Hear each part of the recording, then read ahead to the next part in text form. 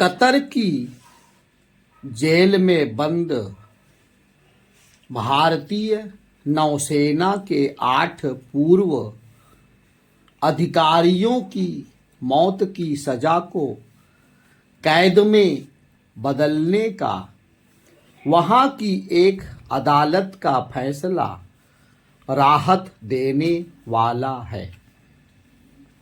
फिलहाल यह स्पष्ट नहीं कि कैद की अवधि कितनी होगी, लेकिन अब यह आस बढ़ गई है कि नौसेना के इन पूर्व अधिकारियों को यथाशीघ्र स्वदेश लाने में सफलता मिलेगी। वस्तुतः ऐसा होने पर ही पूरी तौर पर राहत की सांस ली जा सकती है।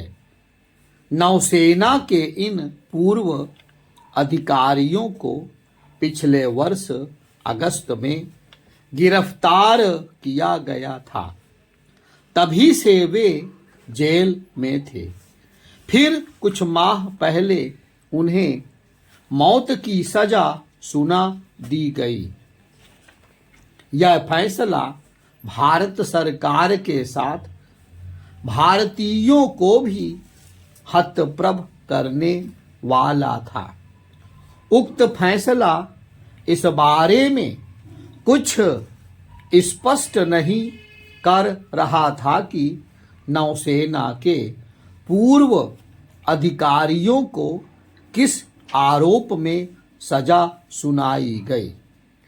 विभिन्न सूत्रों के माध्यम से यह बताया गया था कि उन्हें इजराइल के लिए कथित तौर पर जासूसी के आरोप में मौत की सजा सुनाई गई।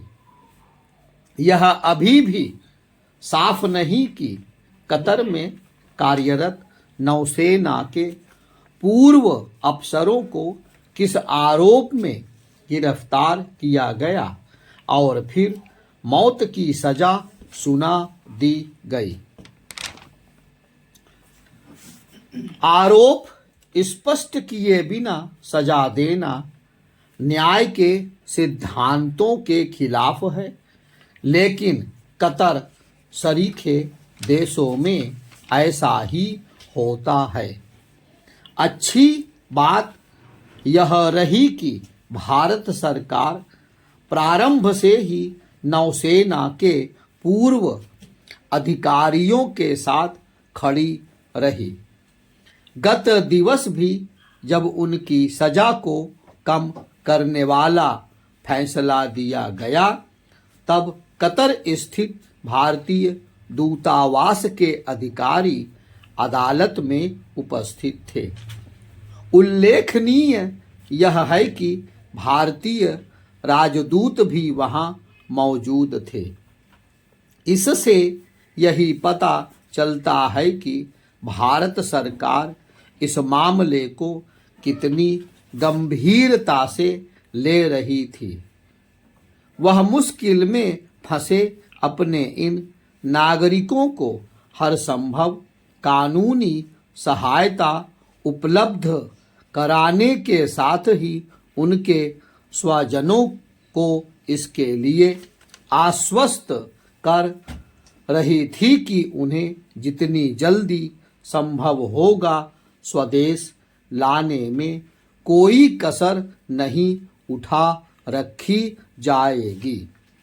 अब भारत विभिन्न देशों में जाने अनजाने संकट में फंसे अपने नागरिकों की सहायता करने में इसलिए पहले से कहीं अधिक सफल हो पा रहा है, क्योंकि उसका अंतर्राष्ट्रीय कद बढ़ता जा रहा है। कुछ समय पहले प्रधानमंत्री मोदी दुबई में कतर के शासक से मिले थे। स्वाभाविक है कि उन्होंने भारतीय नागरिकों को मौत की सजा सुनाए जाने के मसले पर उनसे चिंता जताई होगी। मौत की सजा से बच निकले भारतीयों के घर आने की उम्मीद इसलिए भी है क्योंकि भारत और कतर के बीच यह संधि है कि एक दूसरे के यहाँ जेलों में बंद दोनों देशों के नागरिक अपनी शेष सजा अपने अपने देश में काट सकते हैं। भारत की कोशिश यह होनी चाहिए कि नौसेना के पूर्व अधिकारी बेगुनाह करार दिए जाएं।